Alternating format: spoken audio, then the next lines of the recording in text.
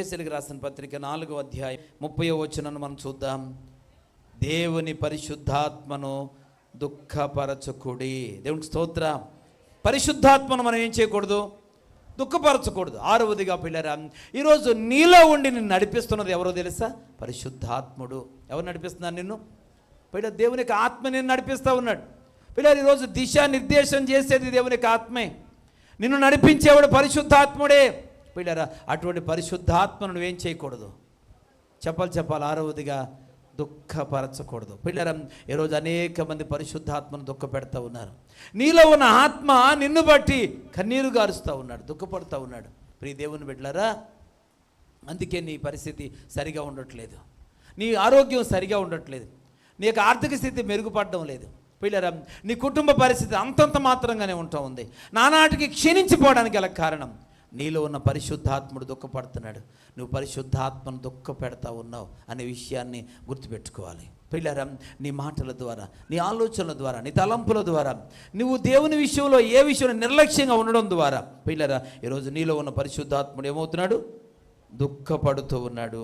కనుక మీరందరూ కూడా పరిశుద్ధాత్మను దుఃఖపరచకూడదు. పిల్లరా, ఆ యొక్క రోమిలికి రాసిన పత్రిక 8వ అధ్యాయం అనుకుంటా, పిల్లలు అక్కడ అంటాడు కదా, అటువలే ఆత్మయు మన బలహీనతను చూచి మన నిమిత్తము విజ్ఞాపన చేయుచున్నాడు అనే మాట మనం చూస్తాం. అటువలే ఎన్నో వచ్చును పిల్లరా, అక్కడ 8వ అధ్యాయం 26వ వచనం చూస్తే, అటువలే ఆత్మయు మన బలహీనతను చూచి సహాయము చేయుచున్నాడు. ఎలయనగా మనము యుక్తముగా ఎలాగూ ప్రార్థన చేయవలెనో మనకు తెలియదు కానీ ఉచ్చరింప సఖ్యము కాని మూలుగులతో ఆత్మ తానే మన పక్షముగా విజ్ఞాపన చేయుచున్నాడు. దేవునికి స్తోత్రం. ప్రియమైనటువంటి వారులారా, ఇక్కడ చూసినట్లయితే పరిశుద్ధాత్ముడు మనలో ఉండి ఏం చేస్తున్నాడు అని అంటే, మన బలహీనతను చూచి, అంటే శరీరం యొక్క బలహీనతను చూచి మన పక్షముగా దేవునికి ఏం చేస్తున్నాడంట?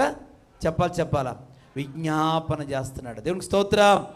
నీ క్షేమాన్ని గురించి ఆయన విజ్ఞాపన చేస్తూ ఉన్నాడు. నీలో ఉన్న పరిశుద్ధాత్ముడు నీ అభివృద్ధిని ఆకాంక్షిస్తూ ప్రార్థన చేస్తూ ఉన్నాడు. పిల్లరా, తండ్రి అని దేవునికి విజ్ఞాపన చేస్తున్నాడు. ఒక విజ్ఞాపనకర్తగా నీ మేలు కోరి ప్రార్థన చేస్తూ పిల్లరా, నీలో ఉండి నీ క్షేమాన్ని కోరుతున్నటువంటి పరిశుద్ధాత్ముడిని నువ్వేం చేస్తున్నావు?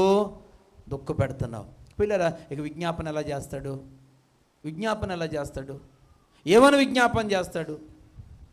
కనుక పరిశుద్ధాత్మను నువ్వేం చేయకూడదు? దుఃఖపెట్టకూడదు. దేవునికి ఇష్టం కానటువంటి వాటి విషయంలో అత్యంత నువ్వు జాగ్రత్తగా ఉండాల్సిన అవసరం ఉంది. పిల్లరా, అలా ఉండకపోతే పరిశుద్ధాత్ముడు దుఃఖపడతాడు. కనుక పరిశుద్ధాత్మను దుఃఖపెడితే అది నీకు మంచిది కాదు. దానివల్ల నువ్వు అనేక పర్యవసానాలు పొందాల్సిన పరిస్థితి ఏర్పడుతుంది. కనుక పిల్లరా, అన్ని విషయాలు ఈ పాటికి కొందరు బలహీనలు అయిపోతూ ఉన్నారు, కొందరు అనేక రకాల సమస్యలు శోధనలో ఉంటూ ఉన్నారు. దీనంతటికీ కారణం ఏంటంటే పరిశుద్ధాత్మను దుఃఖపరచడమే. అయితే మీరు అనుకోవచ్చు, అయ్యా పరిశుద్ధాత్మను దుఃఖపెట్టడానికి నేనేం చేస్తున్నానండి అంటే, 31వ వచనంలో పరిశుద్ధాత్మను దుఃఖపరిచే క్రియలు మనకు కనబడుతూ ఉన్నాయి. ఏంటవి? సమస్తమైన ద్వేషము, కోపము, క్రోధము, అల్లరి, దూషణ, సకలమైన దుష్టత్వమే పరిశుద్ధాత్మను దుఃఖపెట్టే క్రియలు. పిల్లరా, కనుక వీటి వలననే పరిశుద్ధాత్ముడు దుఃఖపడతా ఉన్నాడు. ఈ రాత్రి దేవుని వాక్యం వింటున్న వారులారా, 6వదిగా పరిశుద్ధాత్మను ఏం చేయకూడదు? మనం దుఃఖపెట్టకూడదు.